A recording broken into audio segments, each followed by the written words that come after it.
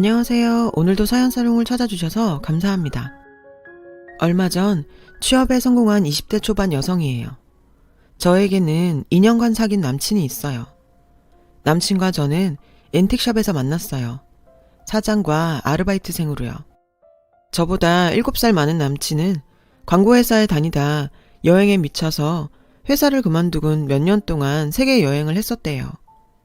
언젠가 그때 사진을 보니 더벅머리에 그을린 피부까지 노숙자가 따로 없더라고요.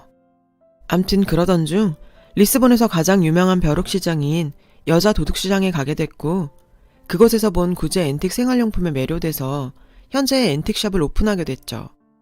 그러니 앤틱샵이긴 해도 고가의 제품을 파는 거창한 가게가 아니라 소소한 소품과 생활용품을 주로 파는 샵이에요. 그래서 인테리어나 레트로 소품을 찾는 분들이 주로 찾는 곳이기도 하죠. 저희 학교 근처라 수업 들으러 가는 길에 종종 눈길을 두었던 곳이기도 하고요. 그러던 어느 날 가게 앞에 구인 공고가 붙었더라고요. 조건도 좋고 일도 어렵지 않은데 사람을 못 구했는지 공고가 한 달 넘게 붙어 있더라고요. 처음에 구인 글을 봤을 때만 해도 별 생각이 없던 저는 마침 알바를 하던 고깃집이 문을 닫아 새로운 알바를 구해야 했거든요. 그래서 앤틱샵 면접을 보게 됐어요. 근처 대학 학생이네요. 근데 난 아르바이트생을 구하는 게 아닌데 어쩌죠? 가게 일이 힘든 건 아니지만 내가 가게를 비우는 시간이 많아서 믿고 맡길 사람이 필요하거든요. 남친은 1년에 한두 차례는 유럽이나 인도 등지로 물건을 구하러 가야 했어요. 직접 눈으로 제품을 확인하고 구매해야 하니까요. 그래서 자신이 해외에 나가고 없는 동안 상주하면서 일할 사람이 필요했던 거죠. 남친이 없는 동안 안채 관리도 하고 공과금 납부나 통관 세금 등 믿고 맡길 사람을 원했어요. 당장 일자리가 필요했던 저는 솔직하게 제 상황을 얘기했어요. 사실 저희 집 사정이 그리 좋지 않거든요.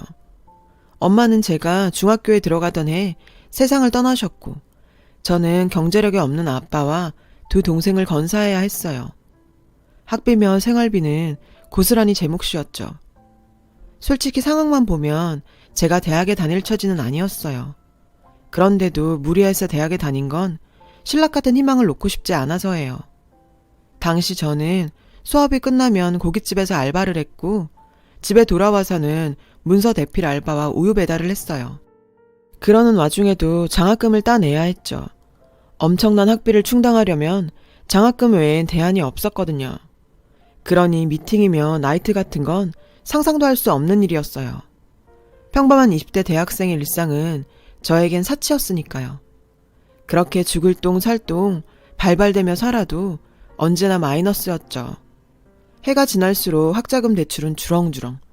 한순간만 삐끗해도 순식간에 파산해서 길바닥에 나앉을 판이었어요. 솔직한 심정으로 하루에도 수십 번씩 학교를 그만두고 제대로 취직해 돈을 벌까도 생각했어요. 근데 그러면 제가 힘겹게 지탱하고 있던 내 삶이 무너져 버릴 것 같더라고요. 그래서 죽을 힘을 다해 버티고 있었어요. 이런 제 이야기를 들은 남친은 일단 같이 일을 해보자고 하더군요. 수업 때문에 비는 시간은 사장인 자신이 메우던가 정 안 되면 파트 알바를 쓰자고요. 정말 고마웠어요. 일은 힘들지 않았어요. 구제물품이라 세척을 하거나 상황에 따라서는 수리를 하는 정도였죠. 그렇게 1차 작업이 끝나면 사진을 찍어 홈피에 제품을 등록하고 매장 안에 DP를 해요. 대량으로 인도 공장에서 들여오는 짜이컵이나 유리 제품, 스텐 조리도구는 지방에서 편집샵을 운영하는 손님들께 입고 문자를 보내기도 하고요. 게다가 남친은 일개 알바생인 저에게 물질적, 정신적으로 많은 도움을 주었어요. 모자란 학비도 내주고 집안 문제로 목돈이 필요할 땐 선뜻 큰 돈도 빌려주었죠. 제가 용기를 잃지 않도록 말이에요. 그러는 사이 우린 사장과 알바생에서 연인 사이로 발전했어요.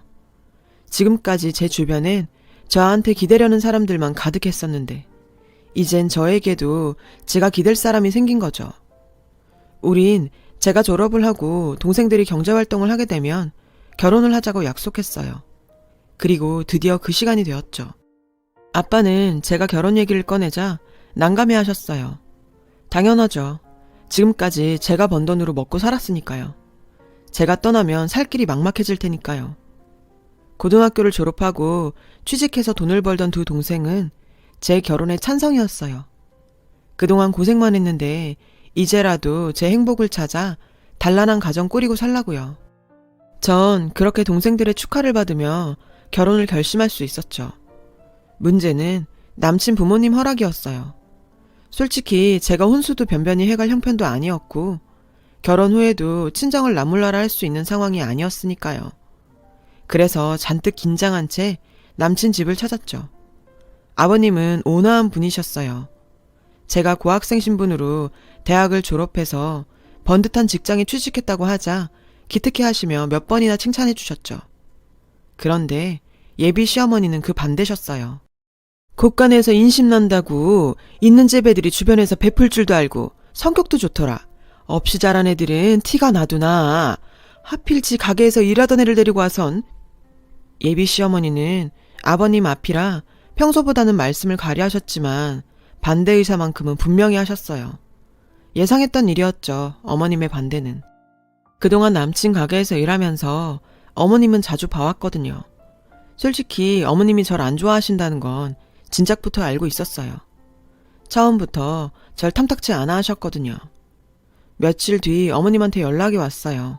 남친 모르게 밖에서 만나자고요. 올 것이 왔구나 생각했죠. 하지만 피할 생각은 없었어요. 언제고 한 번은 넘어야 할 산이었으니까요. 내가 본로만 말할 테니까 잘 들어. 나 이 결혼 절대 못 시켜. 세상에 어지간해야 내가 허락을 하지. 딸내미한테 들러붙어 등골 빼먹고 사는 아빠에 줄줄이 딸린 동생들. 넌 이런 걸 달고도 결혼 생각을 했니? 왜? 순진한 내 아들 꿰어서 그지 같은 네 팔자 덤탱이 씌우려고? 그래, 100번 양보해서 그딴 것들 다 이해한다 쳐. 근데 세상에 너 남편 잡아먹을 사주더라. 기가 얼마나 센지 너랑 엮이는 남자들은 죄다 황천길 행이야. 근데 그걸 알고도 내가 너한테 금쪽 같은 내 아들을 줄 수 있겠니? 어림도 없지. 내 눈에 흙이 들어가기 전엔 나 니들 결혼 절대 안 시켜. 그러니까 헛물 켜지 말고 당장 떨어져. 아우 살다 별 그지 같은 게 다 들러붙어선. 어머님은 온갖 독설을 퍼부으시곤 씩씩대며 카페를 나가셨어요. 전 잠시 멍하게 앉아 있었죠. 남편 잡아먹을 팔자. 요즘 같은 세상에 그런 이유로 결혼을 반대하다니. 웃기면서도 슬펐어요. 순간 이런 문제라면 이 결혼 못할지도 모르겠다는 생각이 들더군요. 그게 무슨 소리냐고요? 사실 어머님은 미신맹신자거든요. 남친이 물건 하러 해외에 나갈 때마다 어머님은 가게에 오셨어요. 그리곤 해괴한 짓들을 해댔죠. 가게 곳곳에 막걸리를 뿌리거나 생고기로 구멍을 틀어막고 심지어 닭피를 바닥에 뿌리기도 하셨어요. 가게 이곳저곳에 부적을 붙이는 건 일상다반사였고요. 그걸로 성에 안 차시는지 박수무당까지 데려와 구판을 벌인 일도 있었고요. 물론 남친한텐 비밀로요. 그러니 시어머니한테 남편 잡아먹을 사주를 가진 며느린 하늘이 두 쪽 나도 절대 드릴 수 없는 사람인 거죠. 할 수 없이 남친한테 어머님을 만난 일을 얘기했어요. 뭐? 남편 잡아먹을 사주? 요즘 세상에 누가 그런 미신을 믿어. 아, 엄마 진짜 왜 그러냐. 걱정하지 마. 엄만 내가 잘 얘기해볼게. 남친은 자신만 믿으라더군요. 쉽지 않을 거야. 어머님한테 미신은 신앙보다 더 대단한 거니까. 실은 그동안 자기 없을 때 어머님이 가게에 오셔서 이런저런 비방을 하셨었거든. 심지어 박수무당까지 데리고 오셨고. 전 그동안 있었던 일들을 남친한테 전부 얘기했어요. 얘기를 다 들은 남친은 기함했죠. 그런 일이 있었으면 진작 얘기를 하지. 무당까지 끌고 와서 구판 벌이는 걸 보고만 있었어? 남친은 불같이 화를 내며 집으로 갔어요. 그날 남친은 어머님과 크게 싸우고는 자정 무렵이 돼서야 가게로 돌아왔죠. 그리곤 가게에서 기다리고 있던 제게 다 잘 됐으니까 걱정 말라더군요. 전 그렇게 잘 해결된 줄 알았어요.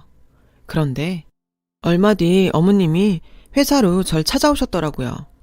그리고 막무가내로 로비로 내려오라고 하셨죠. 신입이라 교육을 받고 있던 저는 자리를 비울 처지가 아니었어요. 그래서 죄송하지만 돌아가시라고 나중에 찾아뵙겠다고 정중히 말씀드렸죠. 근데 한 몇십 분 지났을까요? 제 교육을 맡고 계신 담당자분이 당장 로비로 내려가 보라고 하시더라고요. 어떤 여자분이 난동을 부리고 있다고요.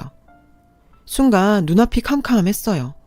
해괴한 짓거리도 서슴지 않는 분이라 이번엔 또 어떤 일을 벌일지 걱정이 한가득이었죠. 로비까지 가는 내내 어찌나 다리가 후들거리던지. 맙소사. 로비에 도착해보니 바닥엔 시뻘건 피가 낭자했어요. 어머님 짓이었죠. 바닥에 피를 뿌리곤 그 위에 팥을 뿌리고 있더군요. 보안과 직원들은 어머님을 붙잡아 밖으로 끌어내고 있었어요. 어머님은 안 나가려 버티며 고래고래 소리를 지르고 있었고요. 나와서 내 아들한테 찰싹 들러붙어선 피 빨아먹고 사는 거머리 같은 년아. 나와! 악을 쓰는 어머님을 보자 쥐구멍에라도 숨고 싶은 심정이었어요. 앞으로 회사 생활을 어떻게 해야 하나 걱정도 되고 이런 일이 계속 벌어질 거라 생각하니 아찔했어요. 절 보자 어머님은 먹잇감을 포착한 하이에나처럼 달려들어 제 머리채를 잡았어요. 너 잘 만났다. 가진 거라고 몸뚱이 하나뿐인 주제. 감히 내 아들을 넘봐? 사주도 더럽게 타고난 년이 내 아들까지 잡아먹으려고? 당장 떨어져라 이년아. 내 아들한테서 떨어져. 다행히 보안과 직원들이 달려들어 어머님을 제게서 떼어냈지만 전 이미 만신창이가 된 후였죠. 너무 창피하고 무섭고 억울해서 참다 못해 남친한테 전화를 걸었어요. 자기야, 당장 와줘. 당신 어머니가 우리 회사에서 난동을 부리고 계신다고. 잠시 뒤 남친이 달려왔어요. 그 사이 많이 진정된 어머님을 남친을 보자 자리를 박차고 도망을 치셨죠. 청소하시는 이모님들만 남아 어머님이 바닥에 뿌리신 피를 힘겹게 닦아내고 있었고요. 자기야, 이거 보여? 어머님이 뿌리신 닭피야. 조금 전까지도 내 머리채 잡고 남편 잡아먹을 년이라고 욕을 퍼붓고 계셨다고.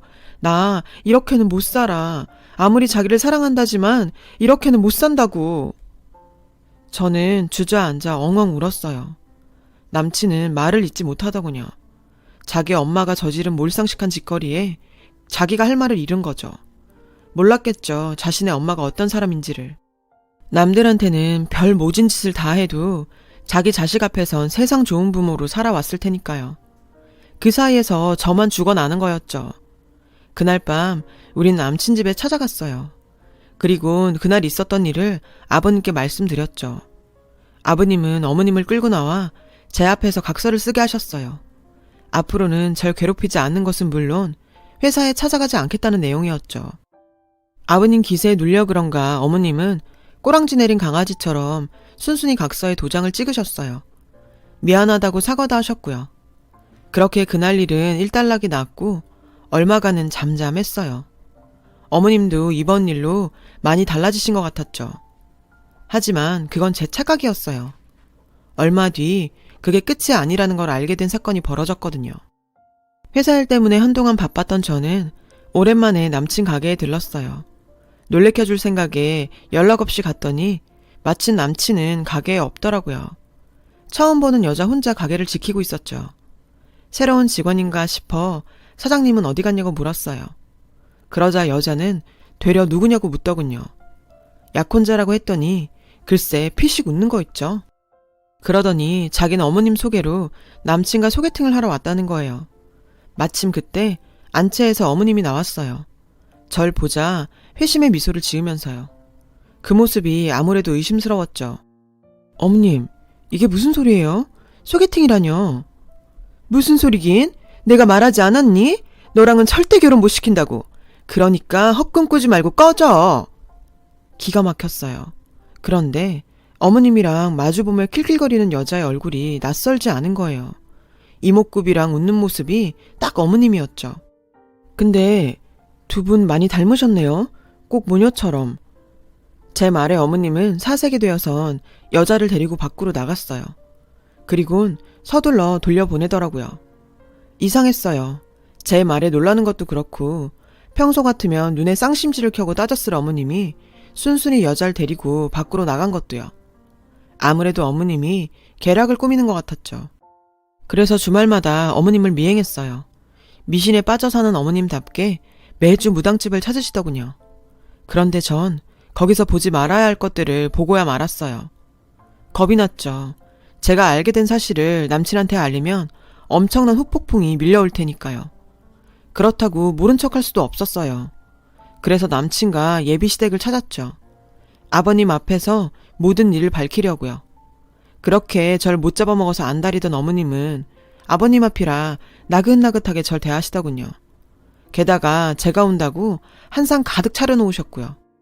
밥부터 먹자는 아버님 말씀에 전 먼저 제 얘기를 들어주십사 부탁했어요. 그리곤 그동안 어머님을 미행하면서 찍어두었던 사진들을 아버님께 드렸죠. 솔직히 고민 많이 했어요. 그래도 알 건 아셔야 할 것 같아서요. 사진에는 어머님이 무당집을 드나드는 모습과 박수무당과 장을 보고 모텔로 들어가는 모습이 찍혀 있었죠. 사진을 보자 얼굴이 벌개진 아버님은 그 사진을 냅다 어머님 얼굴에 집어 던지셨어요. 아버님은 죽일 듯 노려보며 소리치셨죠. 이 여편네야, 이게 무슨 짓이야? 그제야 사진을 본 어머님은 사색이 됐어요.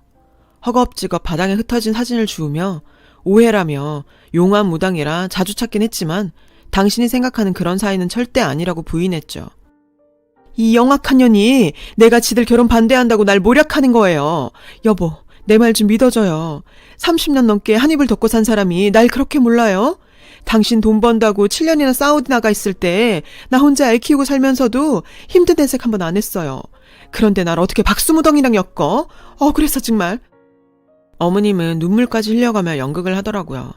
그 눈물에 아버님이 살짝 흔들리는 것 같았어요. 그러자 어머님은 이때다 싶었는지 절 공격하시더라고요. 너 이러는 거 아니다. 아무리 내가 널 반대했기로서니 어떻게 사람을 이렇게 모함할 수가 있니? 네가 나 미워하는 건 안다만 멀쩡한 남의 가장 파탄 내는 건 나쁜 짓이야 얘. 여자 하나 잘못 들어오면 집안이 망한다더니 그 말 틀린 거 하나 없다니까. 아유 내 팔자야. 어떻게 저런 게 우리 집에 들어와선. 어머님 모함이라뇨. 어머님이야말로 저한테 왜 이러세요? 왜 절 나쁜 사람을 만드시냐고요. 여자가 잘못 들어오면 집이 망한다고요? 외람되지만 그 말은 제가 들을 말은 아닌 것 같네요. 이유는 어머님이 더 잘하실 거라고 생각해요. 그리고 왜 어머님 쇼 그만하세요. 다른 사람들은 몰라도 전 안 속아요. 이게 어디서 바락바락 대들어? 네가 이러고도 내 며느리로 살 수 있을 것 같아? 지 분수도 모르고 까불고 있어. 어머님은 목에 핏대를 세우곤 죽일 듯 절 노려보며 말했어요. 어찌나 기세 등등하시던지 누가 보면 오히려 제가 죄 지은 사람인 줄 알겠더라니까요. 그렇다고 이렇게 밀릴 순 없었어요. 그동안 당한 게 너무 억울했으니까요. 저요, 어머님 며느리 안 하면 그만이에요. 솔직히 조용히 헤어질까도 생각했어요. 저만 입 다물고 사라지면 될 일이었다면 그랬을 거예요. 근데요, 제가 그런다고 어머님이 악행이 끝이 날까요? 모르긴 해도 어머님은 상현 씨가 데려오는 며느리감이 성에 안 차면 언제고 저한테 했던 것처럼 괴롭힐 뿐이에요. 그래서 안 되겠더라고요. 어머님 때문에 상처받는 건 결국 어머님 아들 상현 씨일 테니까요. 전 제가 사랑하는 남자가 더 이상 고통받는 건 볼 수 없어요. 모함이라고 하시니 이번에야말로 더 확실한 증거를 보여드려야겠네요. 더 이상 어머님이 아버님과 상현 씨를 기망하지 못하게요. 그리고 이거 한 가지만 알아두세요. 여자가 잘못 들어와서 집안이 망하는 게 아니에요. 잘못을 저지른 사람 때문에 집이 망하는 거지. 어머님처럼요. 나머지 일은 가족들끼리 해결하시는 게 좋겠네요. 상현 씨, 상황 정리되면 연락해. 저는 아버님께 녹음기를 전해드리고는 그 집을 나왔어요. 제가 집을 나오고 얼마 안 돼 상을 뒤엎는 소리가 밖에까지 들리더군요. 어머님 비명소리도요. 얼마 뒤 남친한테 연락이 왔어요. 아버님은 어머님과 이혼 소송 중이시고 박수한테는 위자료를 청구하셨대요. 그날 아버님께 드린 녹음기에는 어머님과 박수무당의 대화가 들어있었거든요. 둘 사이는 오래된 애원관계로 그동안 어머님은 아버님 몰래 두 집 살림을 해오셨더라고요. 둘 사이엔 자식도 있는데 그게 바로 전에 남친 가게에서 본 소개팅녀였죠. 절 떼어내려고 맞선 여인 척 데려왔다가 제가 모녀 사이인 걸 눈치채자 얼른 돌려보낸 거였어요. 아무리 그래도 이부 동생을 오빠 맞선녀로 데려오다니 정말 엽기적이지 않나요? 아버님이 한국을 떠나 계셨던 7년 동안 어머님은 남친을 친정집에 맡겨두고 박수와 동거하며 애까지 뵀던 거예요. 솔직히 엄청난 일이기에 덮어둘까도 생각했었어요. 한 집안을 풍비박산 내는 일이니까요. 하지만 남친은 제 인생에서 처음으로 버팀목이 되어준 사람이었기에 은혜를 갚고 싶었거든요. 이번 일로 남친과 이별을 한다 해도요. 아무리 좋은 뜻에서 벌린 일이라고는 하지만 자기 부모님의 치부를 들춘 여자를 전처럼 사랑할 수 있겠어요? 솔직히 저라도 그건 힘들 것 같아요. 제 예상대로 남친은 잠시 시간을 갖자더군요. 저도 그러자고 했어요. 아마 우린 이렇게 이별을 하게 되겠죠. 그렇다고 해도 전 후회는 없어요. 언젠가 남친도 제 마음을 알아줄 거라 믿으니까요. 이래저래 복잡한 제 마음 들어주셔서 감사합니다. 들어주신 분들 행복하시고 항상 건강하시길 바래요. 여러분, 사연 댓글에 응원과 현명한 조언 부탁드려요. 좋아요와 구독은 저에게 큰 힘이 됩니다. 오늘도 좋은 일 가득하세요.